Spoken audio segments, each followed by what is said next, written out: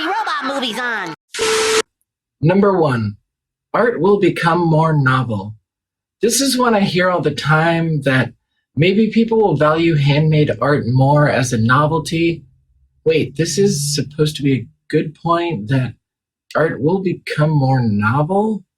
Number 2, people will become annoyed by the internet and give up on it. I've always had a love-hate relationship with the internet. I remember when they first invented Social media. I always hated it. I think people forget how much the internet gains its appeal by promising a democratizing of opportunity. They're used to feeling like part of the internet, and as it becomes more and more flooded, it won't feel like they have a voice, and maybe they'll go outside instead, touch a little grass.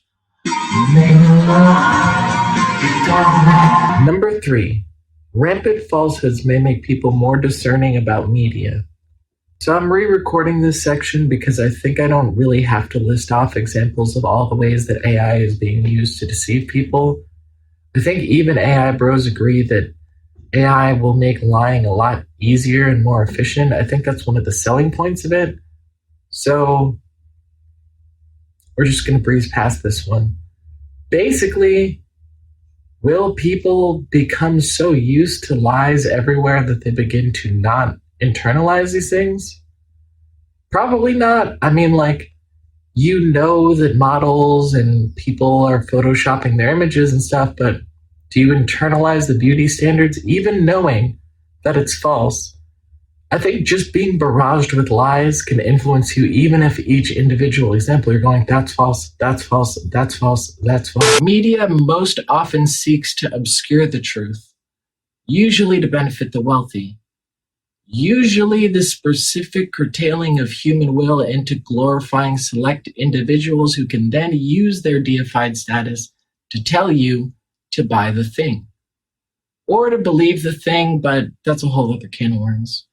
Media that's not making any kind of point is often somehow even worse because it's bundling unintentional values with it, trying to put you into the infinite scroll highway hypnosis state while saying nothing of value. Well, nothing intentional of value. So much of the media feeds the wrong impulses or satiates the right impulses without nourishing them.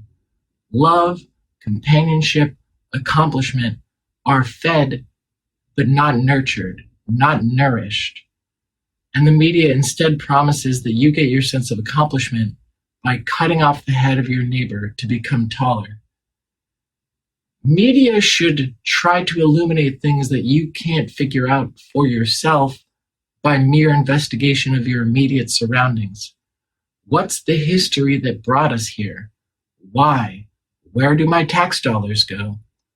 I'm not anti-internet or anti-media, but I think that maybe people should be like 20% as invested in the internet as we currently are, but more crucially that we should be invested in it in different ways. If AI destroys the appeal of the internet, it'll be more than all right with me, and you'll catch me singing the praises of AI louder than any AI bro. However, I think a lot more likely is that AI will study the engagement of its many tentacles very effectively and learn how to be more manipulative and engaging in getting you to stay engaging with it. Now's the time to get out, because not developing an addiction is easier than starting and quitting. I suspect the methods of social control that AI will roll out will be straight from the playbooks of casinos. If only by arriving at the same endpoint organically or synthetically, but it will probably just be modeled consciously after these addiction-inducing techniques. Number 4, ego dissolution. Maybe people will be less invested in their egos because AI will make them feel as small as they are in the grand scheme of... No, honestly, no. There's no way it's going to shake out like that.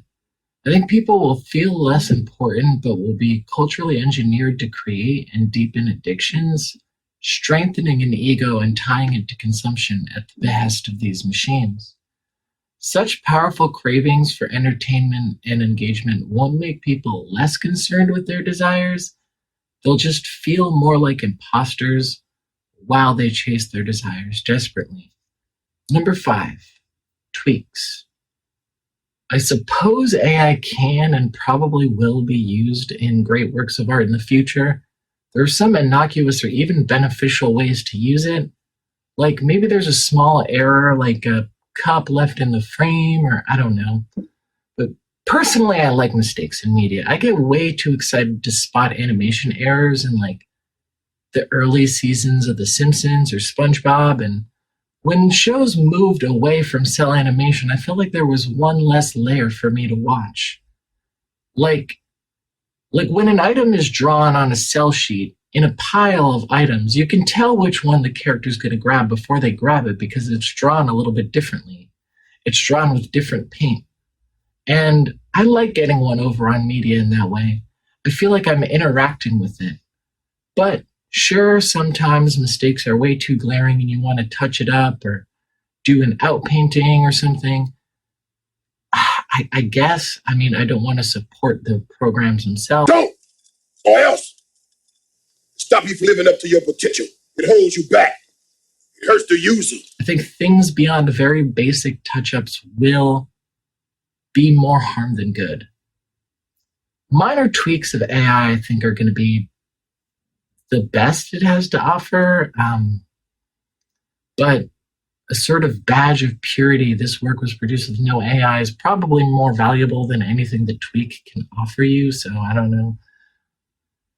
I mean, the internet could die. That would be pretty cool, right? That'd be pretty sweet. If you aren't going to burn down the internet personally, the least you could do is subscribe to a human being. First one you see, go ahead. Just any. It doesn't matter who, just who's the first person you see.